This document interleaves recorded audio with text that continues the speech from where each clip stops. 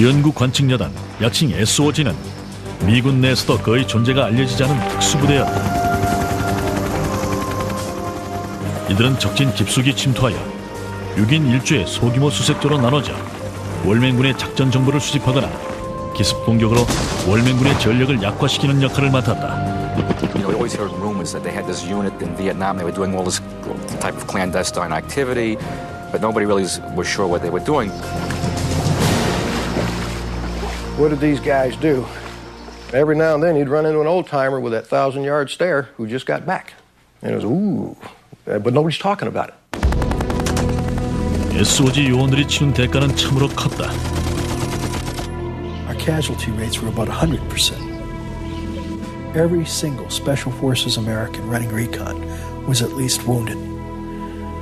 Those that were not were killed or missing in action. 이들은 수백 수천 명의 월맹군 병사들에게 쫓기는 경우도 흔히 있었다. I've never gone hunting since Vietnam because there you were to hunt it. Every time you're on a helicopter going into a mission, you think, why am I doing this again for? 도박과도 같은 낮은 성공 확률 속에서도 이들은 피하간에 많은 사상자를 내면서 적군들과 끝까지 싸웠다. It was a shriek I'll never forget. Never heard anything like it before, never heard anything like it since. It's almost like you're out of your body and you're watching. But that's the attitude you have to take in order to survive. 베트남은 수세기 동안 북쪽에 있는 강대국인 중국과 끈질기게 싸워왔다. 제국주의 시대에는 프랑스가 베트남을 자신들의 식민지로 삼았다.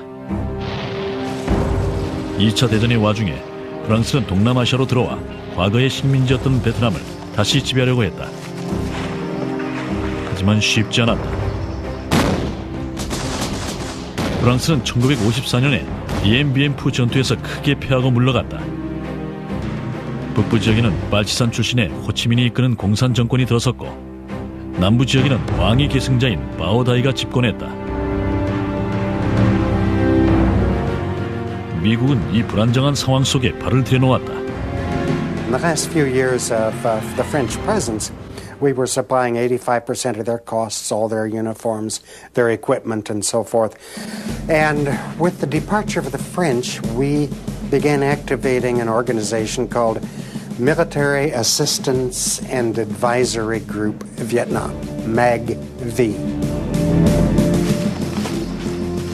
이 베트남의 역사가 뒤바뀔 만한 기회도 있었다. 북부 공산 정권은 남부 지역을 놓고 싸우기보다 아예 미국의 식민지로 내주겠다는 제안을 한 적도 있었다. There was a time when Ho Chi Minh asked if Vietnam couldn't become a colony of the United States just like the Philippines were, and we'd help Vietnam as we were helping the Philippines. But President Truman saw fit to ignore this and did not answer. It would have simply changed the course of world history had we accepted this. 미국은 베트남의 남북 대립 상황에 서서히 빠져들게 됐다. 국방성 고위층에서는 북베트남의 공산 정권이 군비를 증가하여 남부 지역에 대한 대규모의 비밀 전쟁을 꾀하고 있다고 확신했다. 불안정한 남부의 민주 정권은 미국의 지원을 받아 북부의 침공에 맞서고 있었다. 호치민은 외세로부터 독립한 통일국가를 세우기를 원했다. 그는 소련과 중국의 지원을 등에 업고 남부 정권 타도를 위한 장기전에 들어갔다. 미 중앙정보부에서는 이와 같은 첩보를 입수하고 남부 지역에서의 정보 수집 활동을 강화했다. 하지만 쿠바의 비금한 침공작전을 실패한 이후로 미 중앙정보부가 세계 각국에서 추진하던 모든 대규모 특수작전은 정규 군대로 이양하도록 하는 조치가 취해졌다.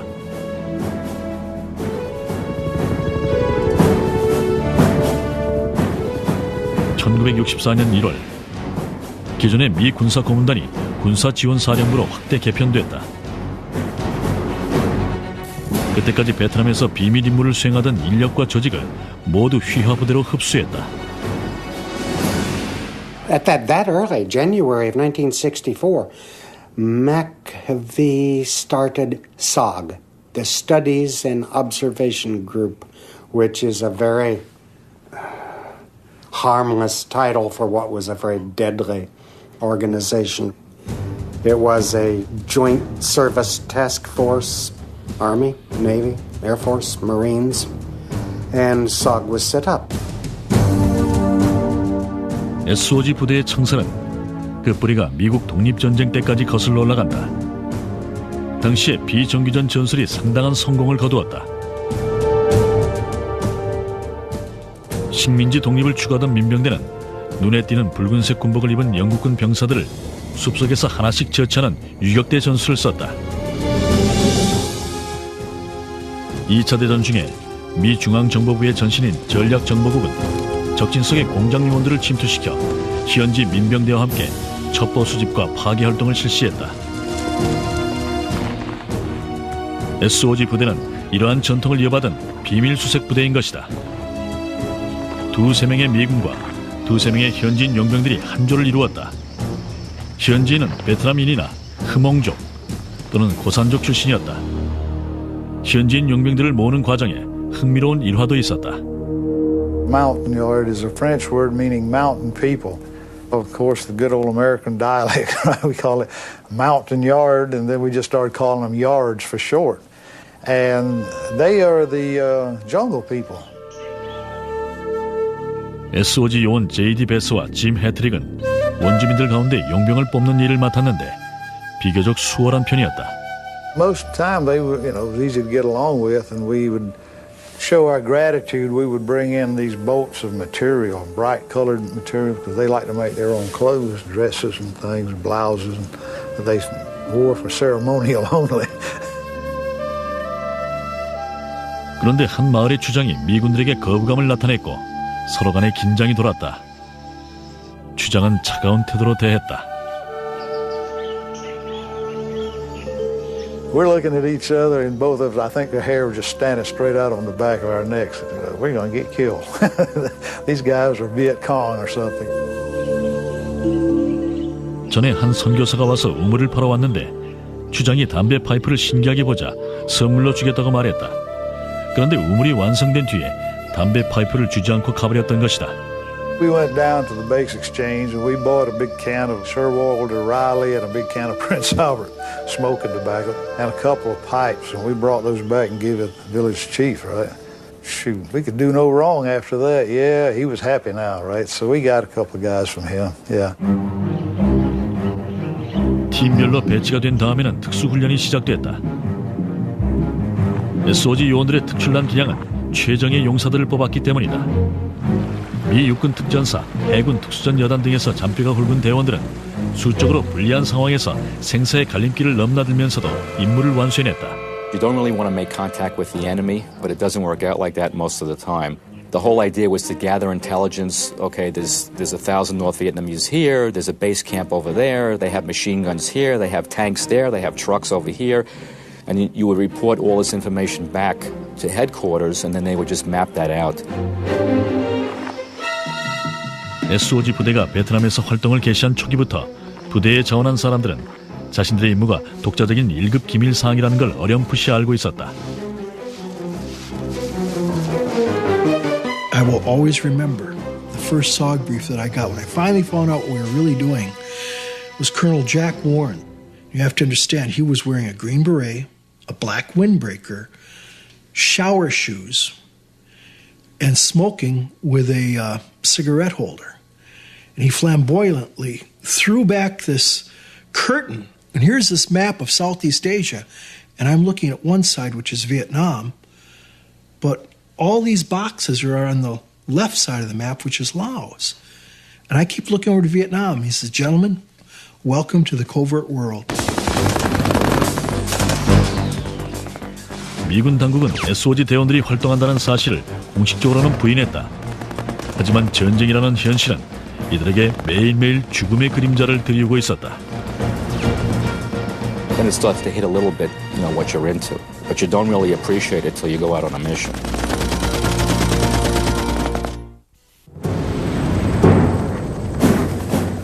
(1965년) 미군 전투 병력이 베트남에 배치되자 동남아 지역은 전쟁이라는 일촉즉발의 상황으로 전개됐다. We had three major command and control detachments, one up north, northern part of South Vietnam, one in the middle and one in the southern portion.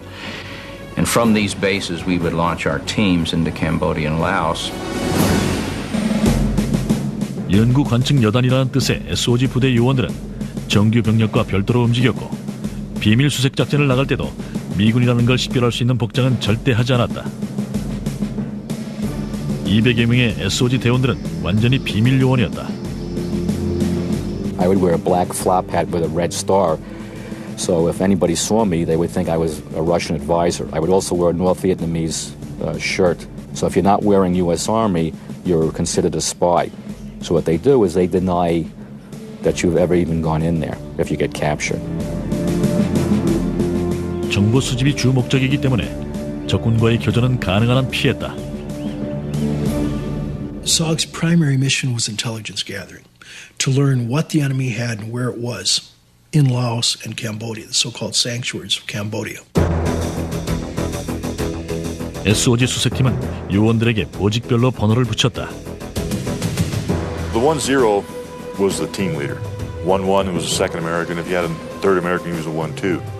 It was your team. You led the team. You planned the operations. You were given a mission, and you took it and ran with it from there on. 대원들은 보통 5일간의 수색 작전 동안 필요한 무기와 식량, 물을 갖고 나갔다. SOG 요원들이 즐겨 쓰던 무기는 카-15 자동 소총이었다. M16을 개조해 개머리판을 펼쳤다가 조릴 수 있게 만든 것이다. We always carried a basic load of 550 to 600 rounds for the car-15 and hand grenades about 10, and plus a dozen or more rounds for the M79. And in the gear we always carried weighed between 80 and 90 pounds between the weapons, the bullets, etc. 이들의 지상 임무를 지원하기 위해 주권에는 전방항공통제관이 소형 단발 프로펠러기를 타고 나가 이들과 항상 무전 교신을 유지했다. You always wanted the FAC to know where you were. A good radio operator would always let the FAC know they're in this location. And the reason you would do that is because if somebody shoots at you or you need an immediate exfiltration, he doesn't have to search around finding out, where you are. 임무를 신속하게 완수하기 위해 SOG 수색팀은 일반 부대의 작전과는 다른 방법으로 정글을 통과해 목표 지점에 도달했다. Ideally, you go in and land. 3 guys get off, then another helicopter would come in, and the other 3 guys get off, and we go on from there. Occasionally, because of the terrain, we would rappel in or go down a ladder. I remember the sound of the helicopters. It was very loud. And then you get ready to go into the landing zone, so the helicopters would take you in. And then, remember, it was very, very noisy. You would get on the ground, the helicopter would take off, and all of a sudden there was silence. And all you heard was the jungle sound of bugs, that sort of whining that you see in the old Tarzan movies, from the insects. You never talk at all, really, when you're out in the bush. There are do's and do nots. And one of the big do nots is verbally communicating when you're out in the field. Listen for sounds. That was another key thing I always thought, was you always listened, and you wanted to hear the natural sounds of birds, of maybe the monkeys in the trees, of insects. Normally, if you didn't hear that, there was something that might be going on. There may be an ambush being set up. People might be in a place which frightens the animals themselves there. They may be super quiet. So if you heard super quiet, normally something was amiss. When you do this type of operation, stealth is the most important thing. So you walk very, very slowly, and that's why you would see a lot of things, because they couldn't hear you. So you would walk around, and then they would stop, and you use hand signals. 하지만 SOG 수색팀이 아무리 은밀하게 움직여도 아무런 자취를 남기지 않고 이동해도 적과 마주치는 경우를 완전히 피할 수는 없었다.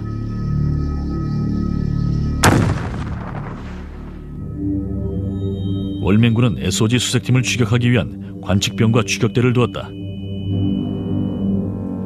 SOG 대원들은 작전 지역에 내리자마자 적의 표적이 됐다. 붙잡힌다는 것은 곧 죽음을 의미했다. 1968년 존 메이어가 이끄는 수색팀은 이포 지역으로 임무를 나갔다. We moved for a whole day, but the trackers were getting to close in on us. They found our trail somewhere. At night, they were within maybe 25, 30 feet of us. So first light, we moved out, and about 1:30 in the afternoon, after moving all day, got to the top of a little hill, set up there, and I called the tactical, said, try to get somebody in the air. Said, we're going to have contact here. So they finally hit us about 2 o'clock. They came after us, wave after wave. We just blew them back down the hill, And at one point, they began stacking the bodies up. We just killed so many of them. But when they first opened up, I mean, it's that first jolt. It's almost like an apocalyptic death roar. 드디어 항공 지원이 도착했다. 공격용 헬기와 네이팜탄을 탑재한 A-1E 스카이 레이더스기가 동원됐다. 이포 지역의 수색 임무는 완료됐다. 이제부터는 월맹군을 몰아내고 헬기가 착륙해서 SOG 대원들을 기지로 무사히 데려가는 일이 남았다. And again, a lot of you just couldn't see who you're fighting. You could hear them. Sometimes you could smell them. And with the napalm, you could smell the human flesh burning. That's how close they were when they burnt these people with the napalm. And we went on right to the last light. 수송 헬기는 SOG 요원들 근처에 착륙하지 못했다. 대원들은 할 수 없이 7m가 넘는 풀숲 사이를 헤치고 헬기가 있는 곳까지 걸어갔다. They're shooting at the helicopter. The gunships are coming around doing the gun runs to suppress any fire. We finally get to the helicopter, throw everybody in the helicopter, literally. And it's just hovering there. And we looked up, and Captain Tin was just sitting there, just as cool as the Rocky Mountain breeze, just sitting there like, okay, guys, anytime you're ready to go home, I'm ready. 베트남전의 모든 상황과 마찬가지로 이들은 늘 삶과 죽음의 갈림길을 일상사처럼 받아들여야만 했다. 1 minute, you're at this trauma to the max. They're trying to get us, the gunships, all this turmoil. Then we get back to Phubai, there's an Australian floor show. So all the guys are in there. Hey, you guys got back great. Look at the floor show. And you're going, wait a minute. We just barely got out of there. And then during the floor show, one of my buddies was talking. He said, well, how'd it go? Well, I said, it's really bad. Well, did you kill anybody? I said, I hadn't thought about it, but today's the first time I know I killed somebody. But in the heat of it, now you don't think about it. But you came back, and it's like, oh my God. And then, so you talk about it, He says, you just can't let it bother you. Because if you didn't get him, he would have got you, and you're not going to go home. 베트남 전쟁이 더욱 치열해지면서 월맹군 주요 부대의 위치와 호치민 루트를 통한 군수 물자 보급 상황에 대한 정보가 더욱 절실하게 요구됐다. And the North Vietnamese were really good at camouflaging their vehicles during the day, moving them at night, and then they'd bring the supplies down into South Vietnam through Laos and Cambodia by vehicle. And we were interested in trying to determine where these things came from, what was being carried in them, and where they were unloading them, and any routes they were using to get into South Vietnam itself.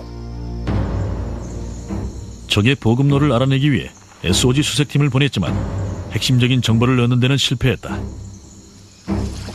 목적을 이루는 데는 한 가지 방법만이 남아있었다. SOG 수색대원들에게 부여된 임무 가운데 가장 위험한 임무였다. 적군을 생포해오는 것이었다.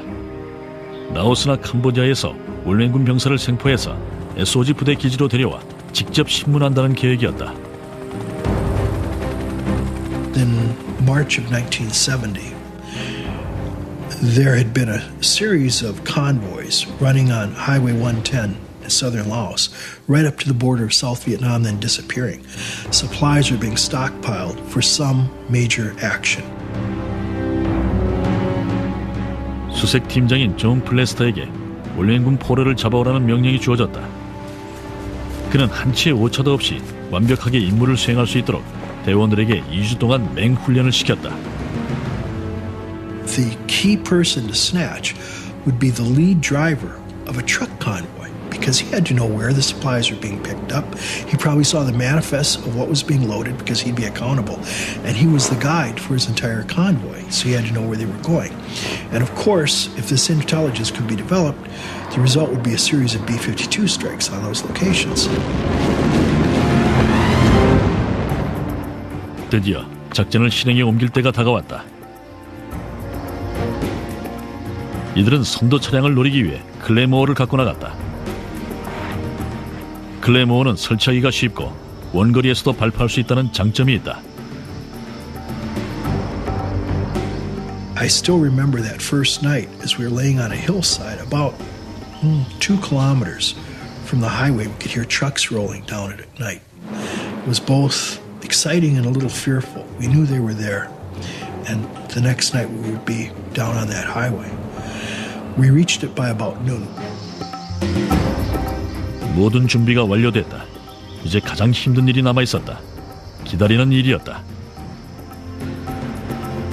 어둠이 내리자 존 플래스터는 측면에 보초를 배치했다.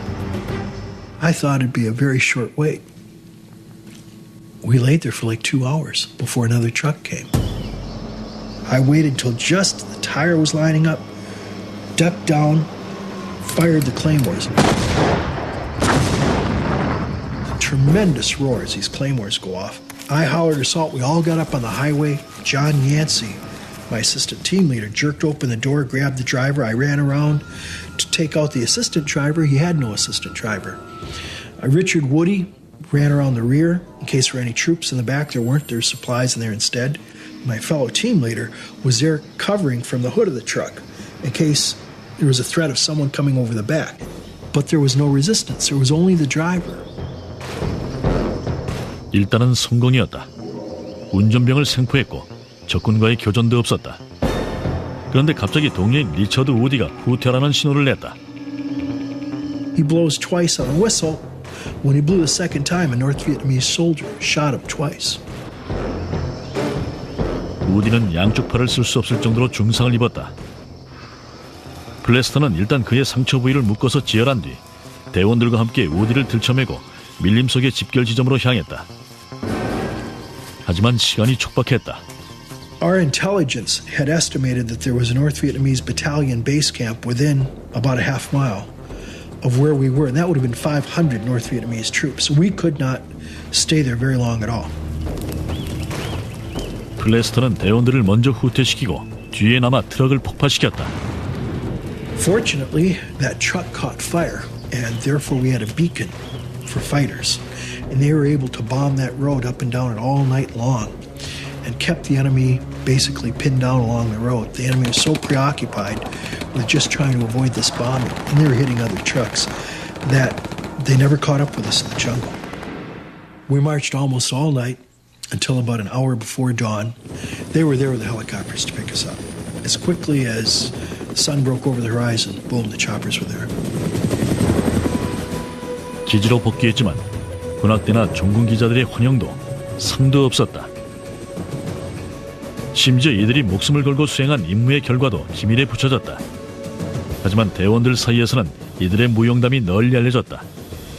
It was a very hairy operation and a very heroic one.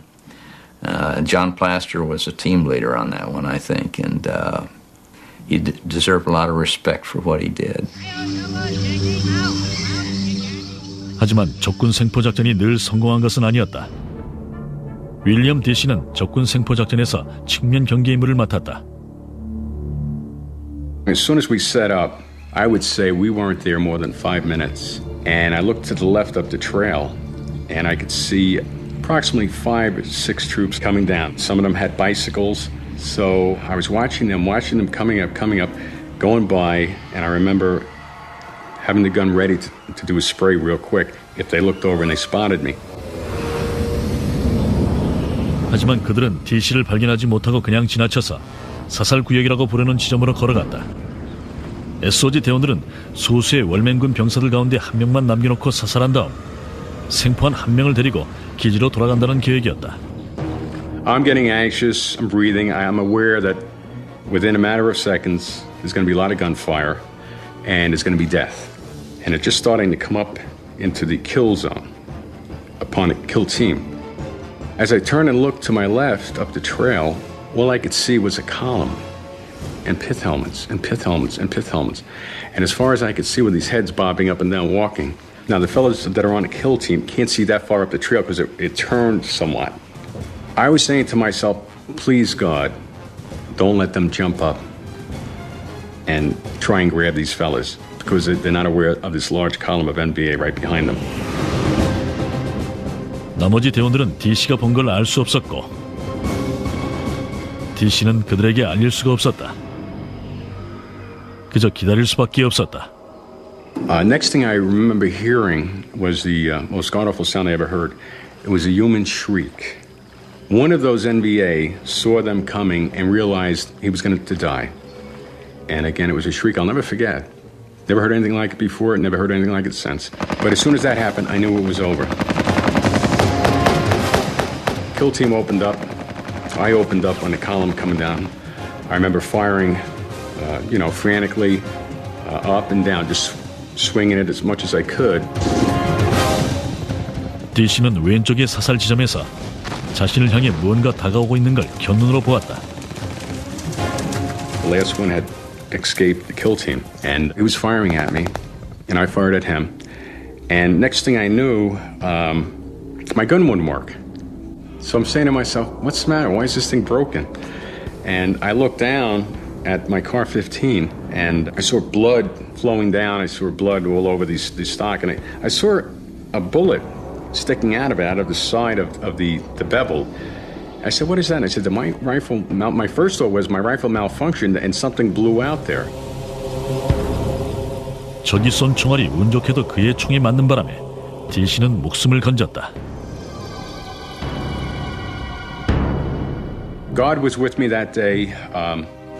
That was luck. It wasn't to be my day.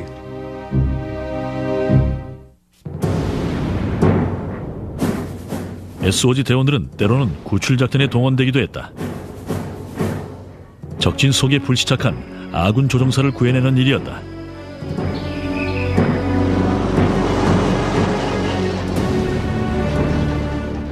(1972년) 부활절 기간 동안 월맹군의 대대적인 공격이 있었던 가운데 전자정찰기 BAT-21기가 월맹군의 대공 미사일에 격추됐다.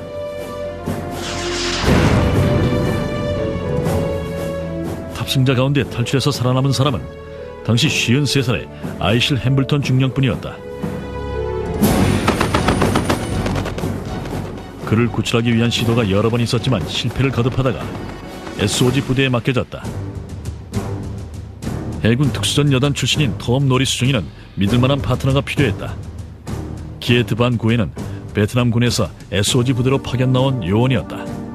Tom already asked me, "What do you think, kid? You want to go with me?" I told him, "If you go, I go. If you work, I work. If you return home, I return home." 헬기로 침투하는 것도 실패했고 미엔 기항강 근처 햄블턴 중령이 추락한 지점 부근에는 월맹군들이 몰려있었기 때문에 노리스는 배를 이용하기로 했다. 그는 반 구행과 함께 어부로 변장했다. We got a sampan, look like a small kayak in this country, very small. And that sampan we keep row, go upstream. And I saw this little sampan, and the first thing I saw was that Vietnamese sitting in the front. And he's got a rifle, which I think is an AK-47, and I thought, well, hell, they found me now. And they kept paddling, and all I could think of was, well, here I is, boys, take me to your leader, you know.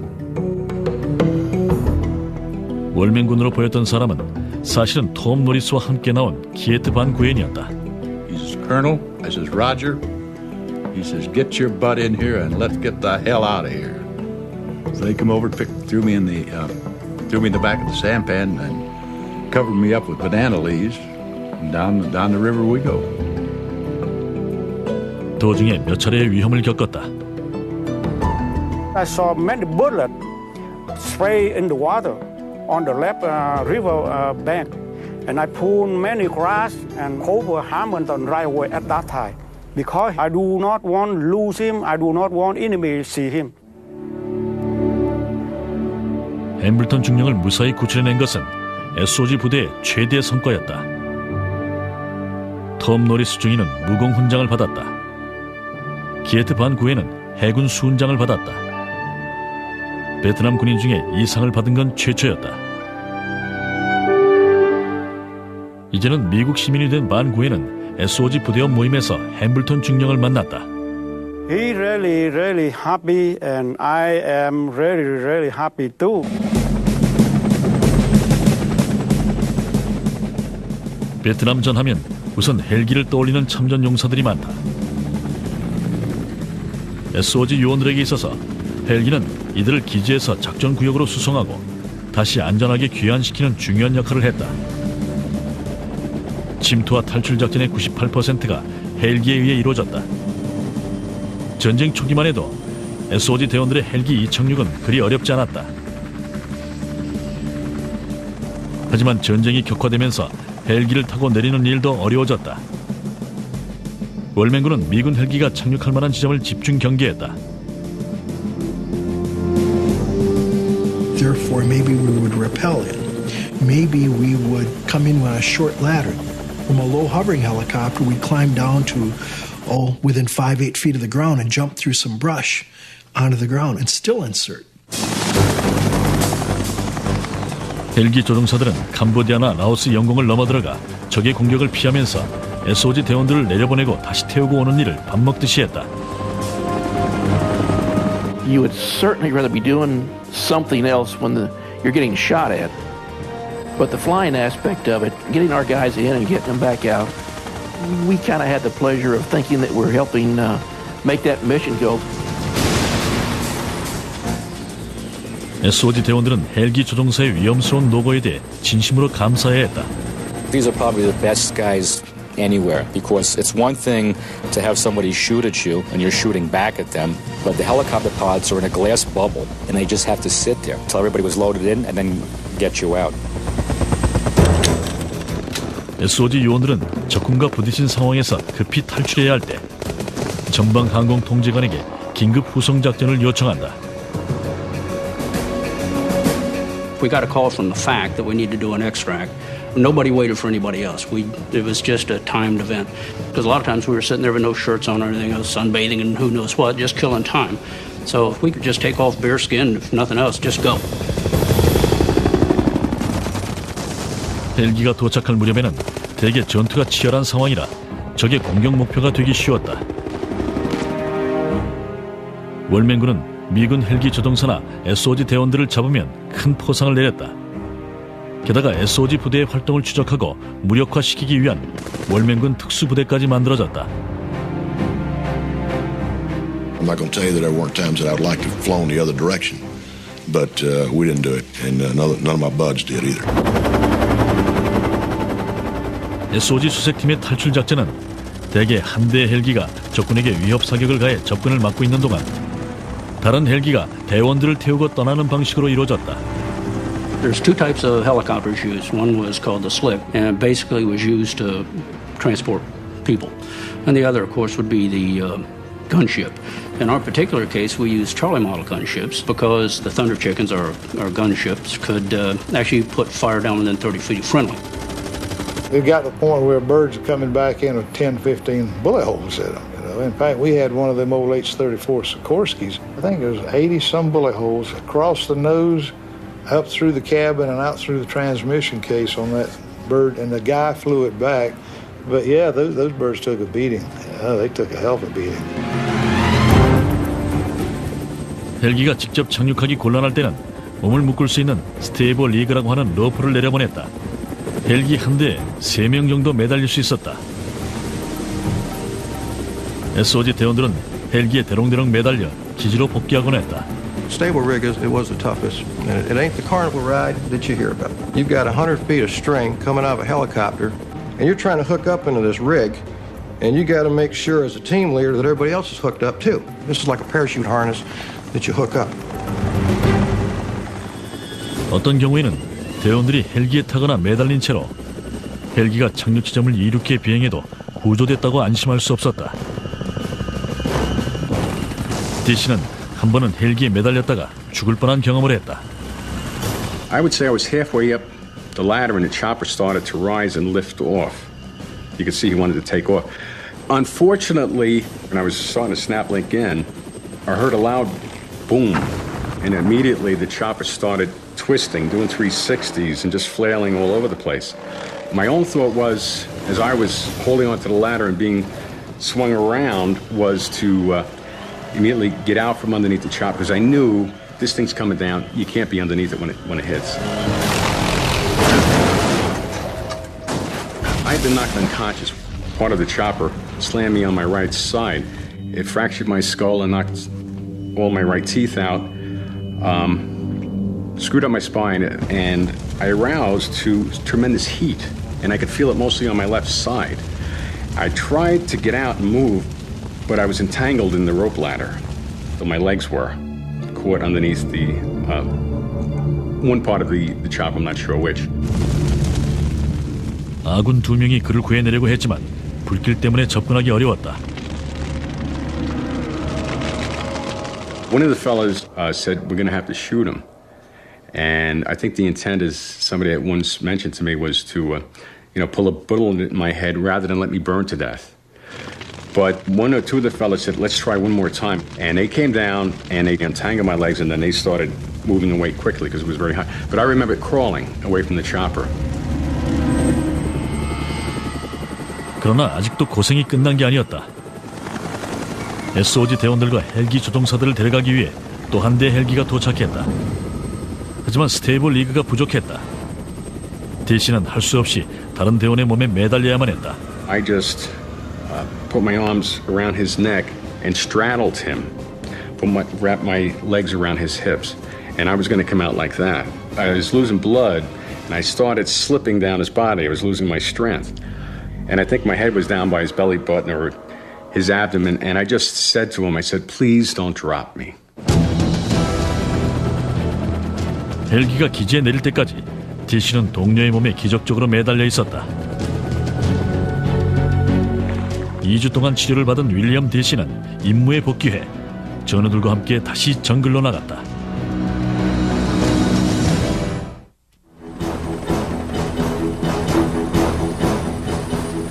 전쟁이 장기화되면서 양측 모두 좀 더 고도의 전술을 쓰게 됐다. 월명군이 호치민 루트 주변에 대한 지리적 정보를 축적하면서 SOG 대원들의 착륙 지점이 노출되고 항상 감시를 받게 됐다. 뭔가 새로운 방법이 필요했다. We figured one way to get in was from high altitude without anyone knowing we were coming. I got conned into doing that. SOG 대원 클리프 뉴먼은 미 육군 특전사와 SOG 부대에 들어오기 전부터 스카이다이빙의 전문가였다. 시범을 보이는 데는 그만한 적임자가 없었다. 고공강하라는 새로운 개념의 공수낙하가 시도됐다.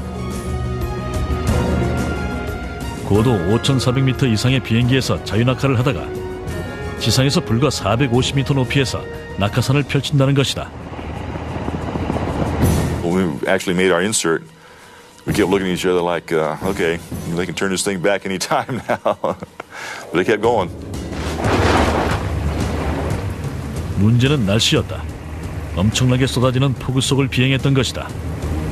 You fall through rain, it's like people poking with ice picks. Eerie feeling. Then I figure I'm really up the creek now. I mean, no one knows where I am. I'm in a rainstorm, trying to look at my altimeter and wondering where the hell I am. And when I opened, I was in a cloud when I opened. Came out of the clouds and I saw the terrain features, in the dark. It was about 2 o'clock in the morning. Landed in a drizzling rain, all by myself. I figured that was the stupidest thing I've ever done in my entire life. 뉴먼과 대원들은 지상에 무사히 착지했다. I had a homing device that the other team members were supposed to home in on me on, but this homing device wasn't designed to work in the rain. So I put it up and turned it on and sat there for a little while, nothing. It wasn't working. And we just got roamed around for 5 days. No one knew we were there.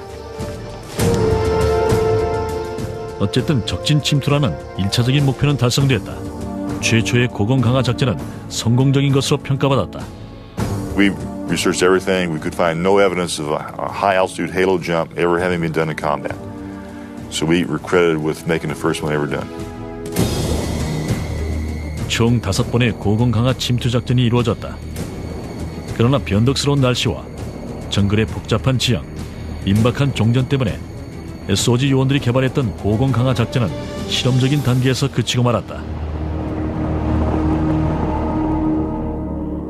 한 번은 SOG 요원인 메디슨 스트로라인 하사가 낙하하다 나무에 걸려 팔이 부러지고 말았다. 구조하려고 여러 차례 시도했지만 그는 결국 월맹군에게 잡힌 뒤 영영 소식이 없었다. Well, I always thought it was crazy. I never thought of it as a suicide mission. You know, I mean, I love life, and I love it even more now that I figure I almost lost it. And so I didn't, you know, always plan on coming back. 오늘날의 고공 강화는 베트남 전쟁 동안 축적된 지식을 바탕으로 완벽하게 발전했다.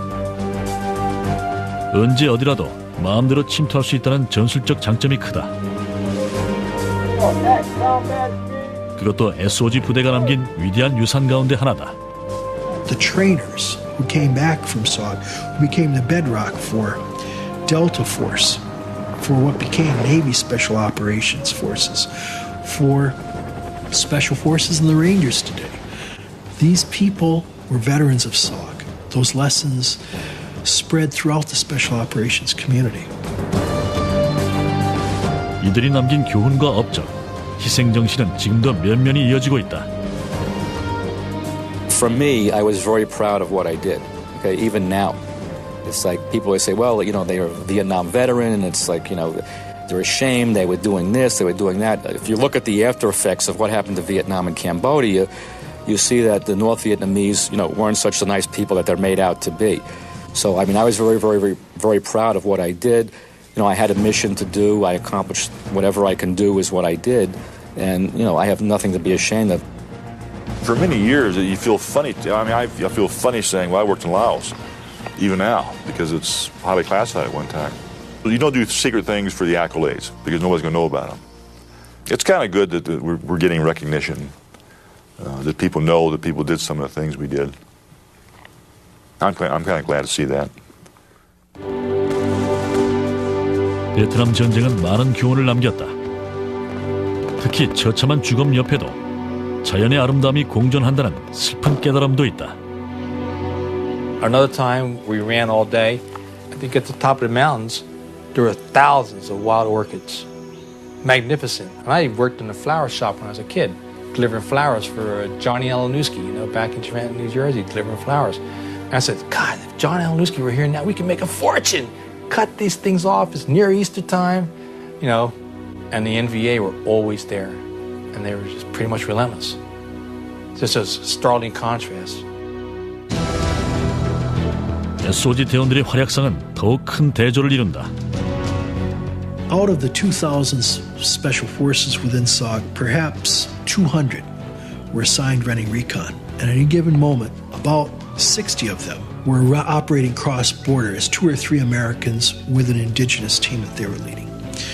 Well, those 60 Americans, their presence in Laos and eastern Cambodia was enough to tie down 40 to 60,000 North Vietnamese. These North Vietnamese were not on the battlefields of South Vietnam.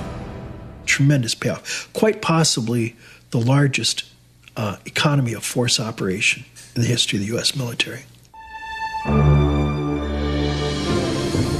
SOG 요원들이 남긴 유산 덕분에 오늘날의 미군은 전 세계 분쟁 지역에서 굳건하게 활동하고 있다. 아무리 위험하더라도 어려운 임무를 떠맡아 완수하고 있다. 시간이 흐르고 비밀의 장막에 가려졌던 진실들이 드러나면서 우리는 이 소수의 용사들이 얼마나 큰 업적을 이루었는지를 알게 됐다.